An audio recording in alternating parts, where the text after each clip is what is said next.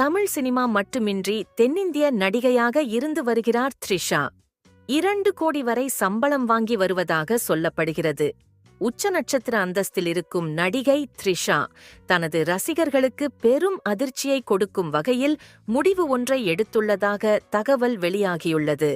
அது என்னவென்றால், இனி நடிக்கப் போவதில்லை, சினிமாவிலிருந்து விலகிவிடலாம் என நடிகை த்ரிஷா முடிவு செய்துள்ளதாக பத்திரிகையாளர் ஒருவர் கூறியுள்ளார்.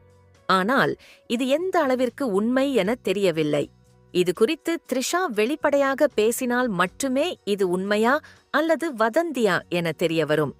அரசியல் கட்சி துவங்கிய விஜய் தளபதி 69 படம்தான் தன்னுடைய கடைசி படம். இதன்பின் சினிமாவிலிருந்து விலகி முழுமையாக அரசியலில் ஈடுபடப் போவதாக அறிவித்தார். விஜயை தொடர்ந்து த்ரிஷாவும் சினிமாவிலிருந்து விலகி ஓய்வு எடுக்கப் போவதாக முடிவுள்ளார் என வெளிவந்துள்ள செய்தி அவருடைய ரசிகர்களுக்கு பெரும் வருத்தத்தையும் அதிர்ச்சியையும் கொடுத்துள்ளது. பொறுத்திருந்து பார்ப்போம், இது உண்மையான தகவல்தானா அல்லது வதந்தியா என்று. மேலும் உடனுக்குடன் செய்திகளுக்கு இப்போவே கோலிவுட் காம்பஸை சப்ஸ்கிரைப் பண்ணிக்கோங்க.